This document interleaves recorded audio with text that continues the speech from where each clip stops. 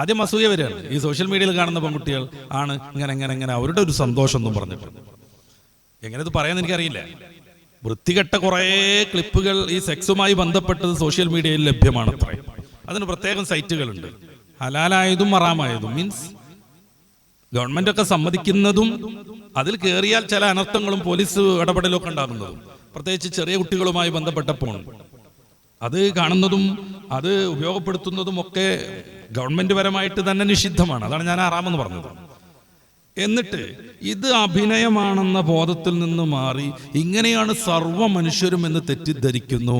അതോടുകൂടെ ഞാൻ ഈ വിഷയത്തിനൊന്നും ഒരു കഴിവില്ലാത്തവനാണ് എന്ന വിചാരത്തിലേക്ക് മാറുന്നു ഒരു പക്ഷം. ഈ ബോധം വരുന്നതോടുകൂടെ അവനുള്ള കഴിവില്ലാതായി തീരുന്നു.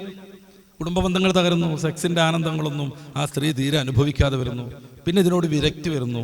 പിന്നെ പിണക്കുണ്ടാവുന്നു. കാരണം സെക്സിൽ തോൽക്കുന്നുള്ള ബോധം വരുമ്പോൾ എങ്ങനെങ്കിലും പിണങ്ങിയിട്ടാണ് ഞങ്ങൾ ഇതിൽ ഇടപെടാത്തത് എന്ന് തൻ്റെ ഇണയെ തോന്നിപ്പിക്കാൻ വേണ്ടിയിട്ട് അതിൽ നിന്ന് മാറി നിൽക്കുന്നു.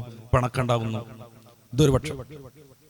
വേറെ ടീമോ വേറെ പക്ഷോ ഇങ്ങനെയൊക്കെയാണ് ചെയ്യേണ്ടത് എന്നും കരുതി കൃത്രിമമായ ഔഷധങ്ങളും ലഹരി സേവയൊക്കെ നടത്തിയിട്ട് അവർ ആ പെണ്ണിനെ വല്ലാതെ പീഡിപ്പിക്കുന്നു.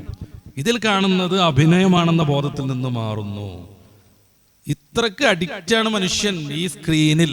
അത് ബിഗ് സ്ക്രീനായിട്ട് സിനിമയിൽ കാണുന്നതാണെങ്കിലും ഒരു മിഡിൽ സ്ക്രീനായിട്ട് നമ്മുടെ വീട്ടിലൊക്കെ പലരും ഫിറ്റ് ചെയ്തിട്ടുള്ള TV സംവിധാനങ്ങളാണെങ്കിലും നമ്മുടെ കയ്യിൽ പിടിക്കുന്ന ചെറിയ സ്ക്രീനാണെങ്കിലും മനുഷ്യനെ മിഥ്യാലോകത്തിലേക്ക് കൊണ്ടുപോയിക്കൊണ്ടിരിക്കും.